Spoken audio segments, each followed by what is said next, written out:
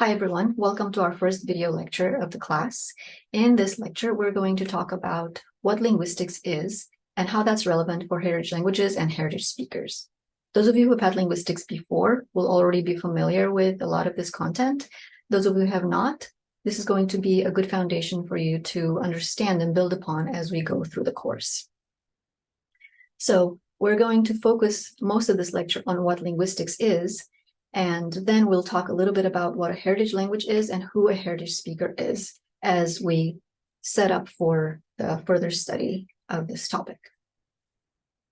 Linguistics is the scientific study of human language. Oftentimes there are misconceptions about what linguistics is, if people even have heard about it. And one of the misconceptions is that linguists are people who know a lot of languages, who speak a lot of languages. That is not necessarily true. Some linguists do speak a lot of languages, but that's not what makes them a linguist. A linguist is a scientist who investigates all facets, all aspects of human language. Someone who speaks many languages is called a polyglot. Okay, so this is essentially what's true and what's myth about what a linguist is. All right, and therefore linguistics is the study of all of the different aspects and facets of human language. Okay, it includes the study of its structure, its use, its place in society, its role in society, the power that language holds, the division that it can insert, and anything that has to do with language basically is the field of linguistic study.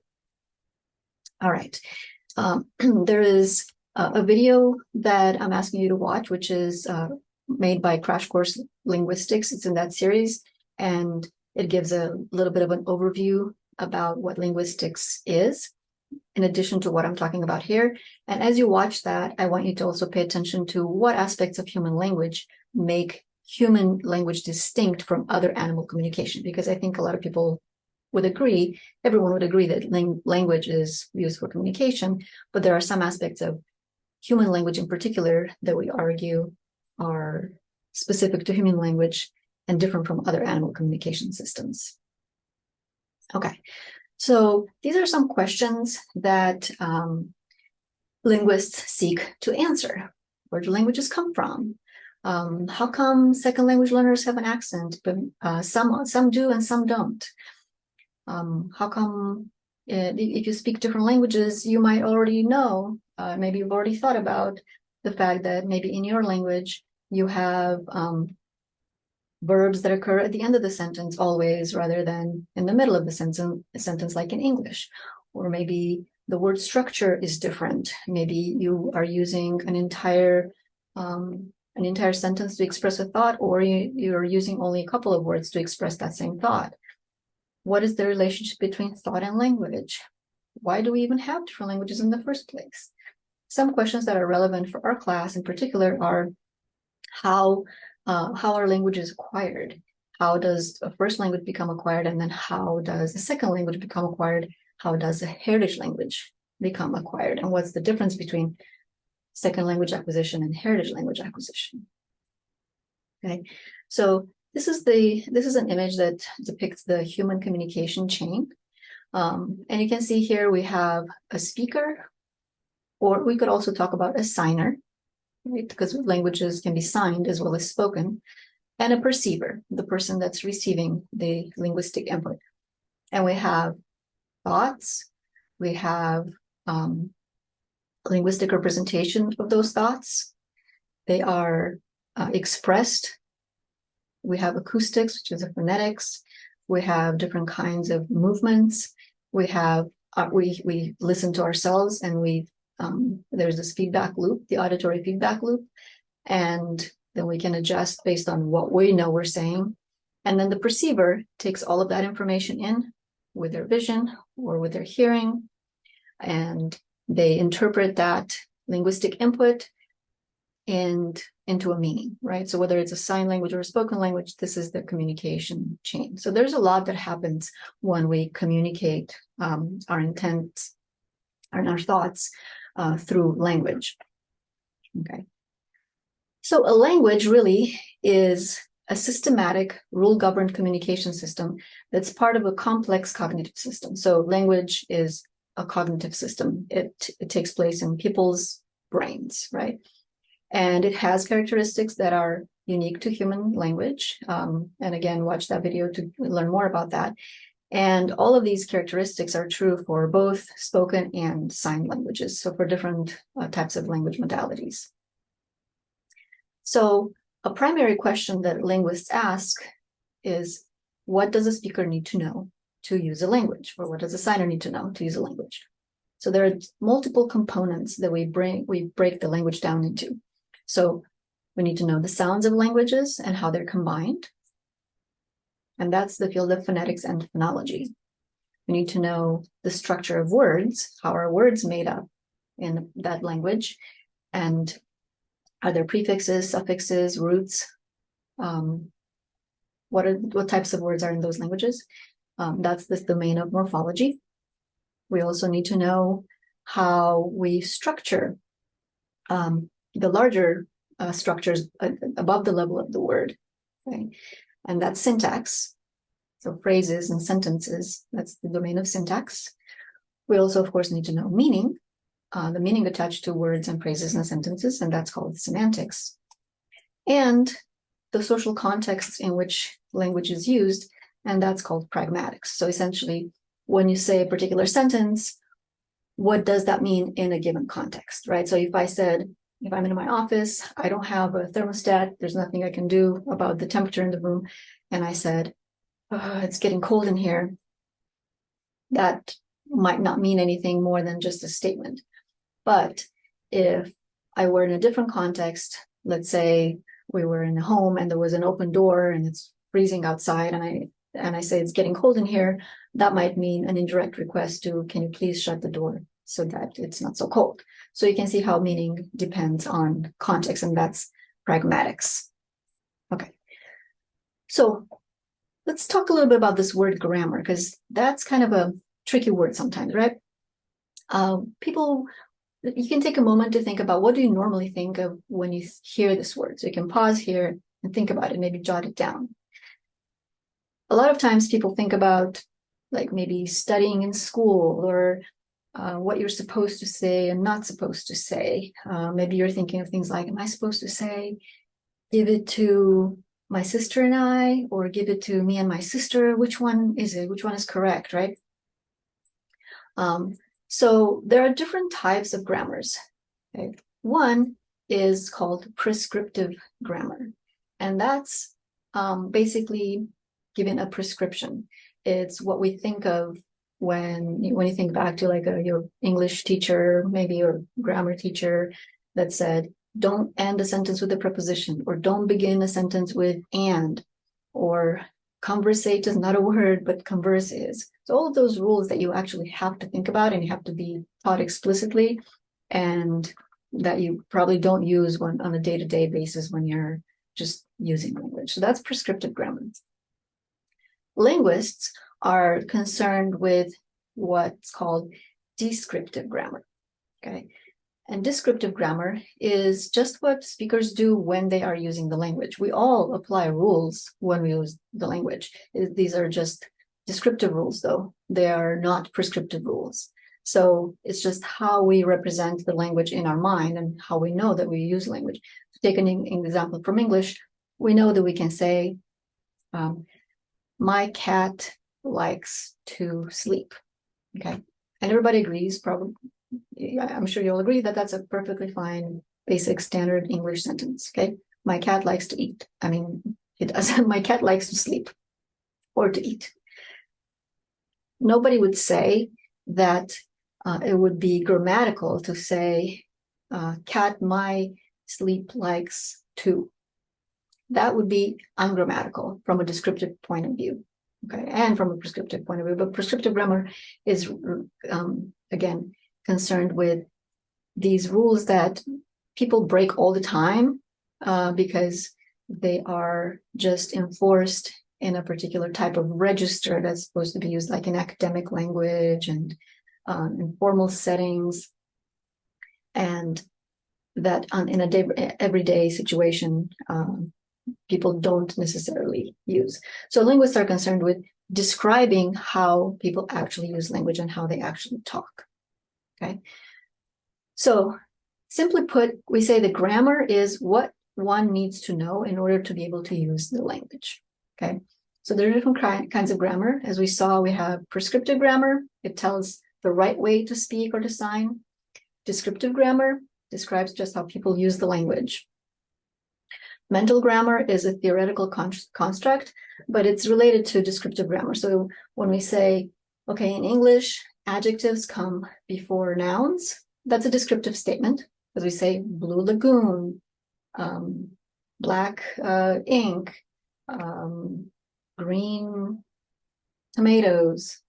So you can see that the adjective comes before the noun, and that's a descriptive statement. And we also posit that speakers in their minds have this construct that adjectives come before nouns, and that's part of their mental grammar.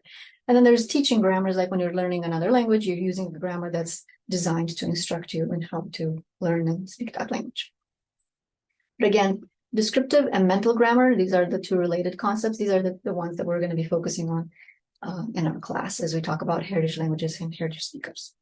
Okay, so a linguistic theory aims to, specifically for this class, aims to answer this question: what does a heritage language user need to know in order to use the language? What is their grammar like? Okay, and any theory about heritage languages should be able to answer these questions. What is a heritage? What do they know about their language? What is their linguistic competence? Okay, what do they know? How is their knowledge of the language acquired? So how do they actually acquire their heritage language? And how do they actually put it into use? What's their performance? So there's a difference between linguistic competence and linguistic performance, which we'll spend a little bit of time on here. So linguistic competence is our knowledge of our language that's in our mind, so our mental grammar, okay? And some elements of these include like our knowledge of the lexicon, the dictionary, the words that we know in our language. So for English, the average speaker knows between 45,000 to 60,000 words. Some know a little more, some know less, obviously. Also part of our linguistic competence is the word structures of our language. What are roots, what are prefixes, suffixes. So we know that in the word like witches, which is the root, and witches is composed of the root plus the plural suffix. Okay.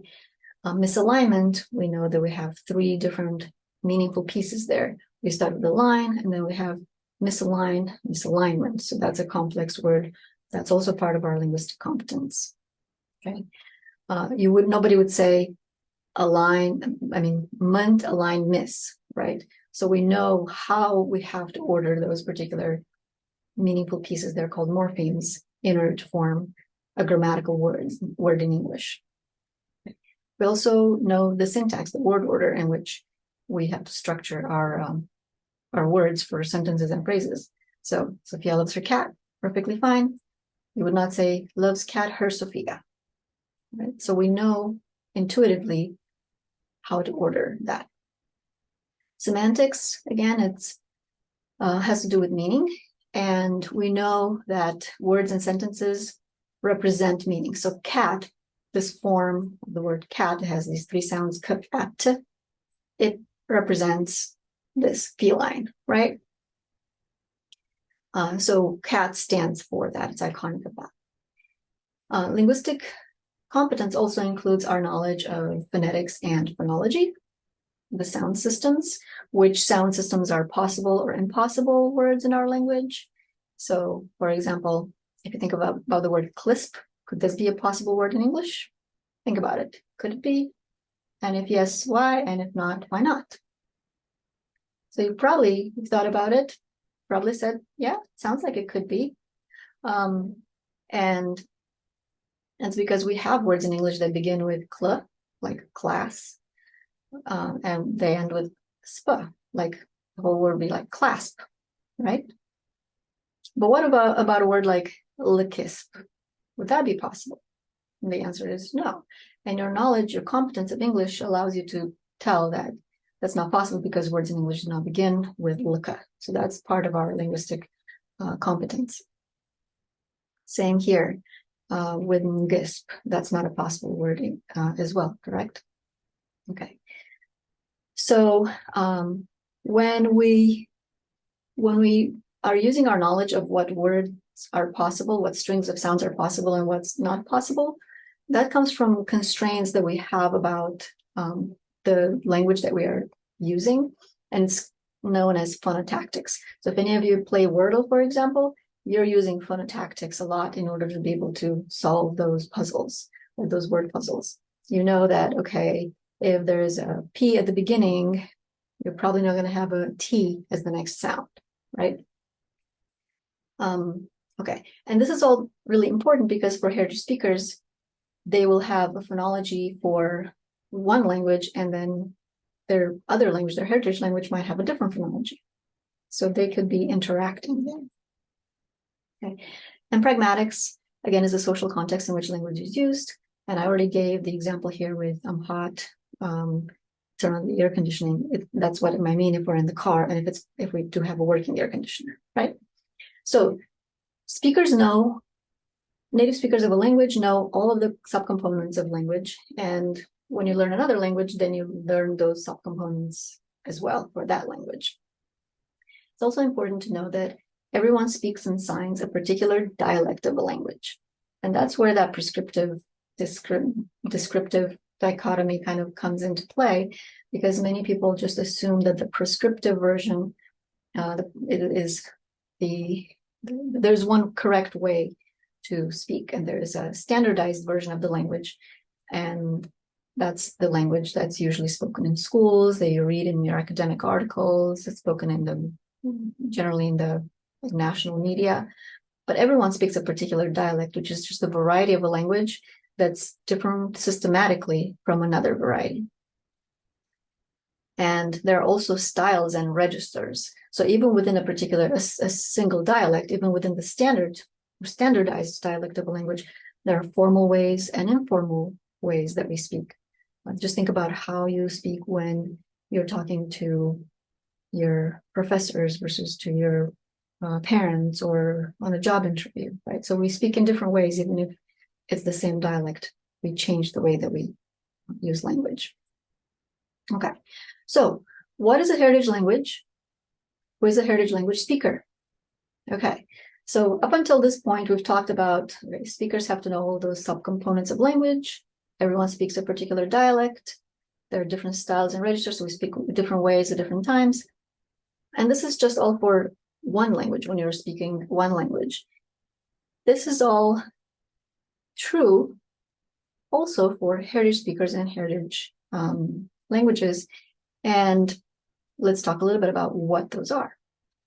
So a heritage language, as given in the readings, heritage languages are basically, in broad terms, any language other than the dominant language in a given social context. Okay, so in San Diego County, where we are, English is the dominant societal language, and there are many, many other languages. I will let you take a guess and then maybe do a little bit of research. I'll have you do some research on how many languages there are in San Diego County. So essentially, every language besides English here in San Diego County could be considered a heritage language. Okay, so there are immigrant heritage languages, indigenous heritage languages, colonial heritage languages. These are described in your readings. Make sure you understand those. So Spanish would be a heritage language in San Diego County, right? So we can talk about heritage languages here at this broad level, but we're going to talk also more specifically at the narrower level, like at the individual level, right? So for example, for my kids, as I said in my intro description, Romanian is their heritage language because they were exposed to Romanian in the home. They speak it to a certain extent and understand it, but their dominant language is English because that's the dominant language in society. Okay, so Valdez's definition is one that's quoted widely about who a heritage language speaker is. And it's someone who is raised in a home where non-English, Valdez used English specifically, but this can apply to any other society. So any other country, any other region where a different language is the dominant language. Like it could be French, it could be Hebrew, it could be Chinese, any other language that's the non-socially dominant language, right? So someone who is raised in a home where a non-English or a non-socially dominant language is spoken, and who speaks or at least understands that language, and who is to some degree bilingual in that language and in English, or in whatever the other dominant languages in that society. So for our class, the definition of a heritage language speaker is based on this definition from Valdez. And we define a heritage language speaker as someone who learned the language in the home in childhood to some degree, and who speaks or at least understands the language, and who later becomes dominant in another language. So a heritage language learner, notice the previous slide talked about speaker, this is learner. A heritage language learner is someone who is learning, actively learning the language. So studying the language and having a cultural connection to that language, right? They could also have already had some proficiency in the language. For example, some of you or many of you might be in that category. I always have many students who identify themselves as such. So, for example, college students that are taking language classes specifically designed for speakers of that language. So for example, here at Cal State San Marcos, we have Spanish for Spanish speakers, right? So if students enroll in that class because they know the language, but they don't know how to write, or they want to improve their writing, or they feel like they have some gaps that they want to fill in their grammar, but they learn the language in the home, they're just dominant in English, then they would also be, if they speak the language, they would also be speakers and learners.